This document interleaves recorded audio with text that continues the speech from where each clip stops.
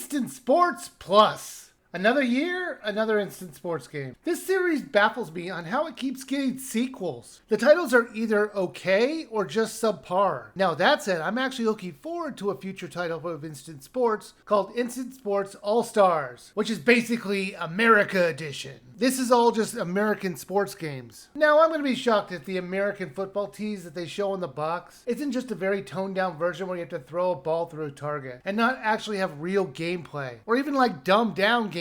I would take a simplified version of it, please. These screenshots of the gameplay in that don't give me a lot of hope. Is that a hamburger making contest? How is that a sport? You might be able to say a hot dog eating contest could be an American sport, but usually that's just in jest. But to be fair though, I can't wait to try this. I just get the feeling it's gonna be a train wreck. Now they've released a game called Instant Sports Plus. In this one, the sports they have in this collection are ice cream, walk, wakeboard, wait a minute. Oh, you've gotta be kidding me. Instant Sports Plus is just Instant Sports Paradise. Reissued, I guess. Why would they bother? That game sucked. I hated the world that you traveled through, and the games they have you play are not fun to do, and overall it's just a bad title. Playing this, I was looking for any differences in the titles, and I did find the most minor of changes, and one huge one. One of the minor ones is that they added a quick launch to the games, so you don't have to find a signpost on the island in order to get to a game. That was great, but they didn't change any of the games as far as I could see, except for one. Now for some context here, here's a snippet from my review of Instant Sports Paradise when I talked about bowling.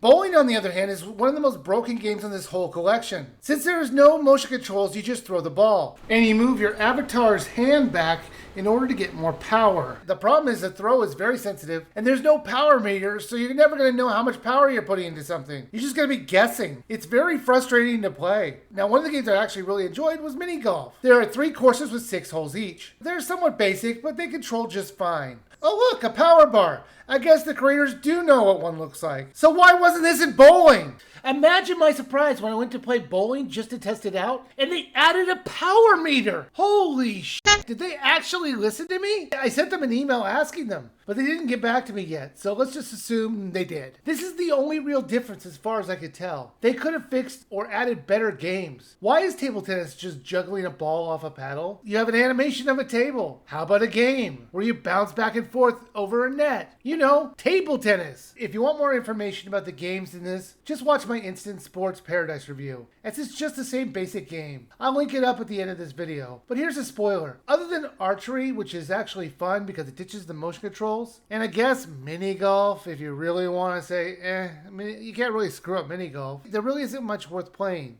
Instant Sports Plus is the best version of Instant Sports Paradise. But is that a good thing? Even with the addition of a power meter in bowling, it's still not fun to play because the bowling is kind of weird to just throw it. I never could get any real consistency with it, which is odd because the previous versions of bowling in Instant Sports were usually the best games in the collection. But that's mainly because they used motion controls in those other ones and they ditched it in this version. Even more interestingly, it looks like they've delisted Instant Sports Paradise from the Nintendo website. This game is $24.99, and that is way too much for these mediocre mini games. I would still skip it. The island is still boring to explore. The games feel like they were made very quickly, but that's not to say all the games were bad, but overall the package is just not worth it, and you should really skip it.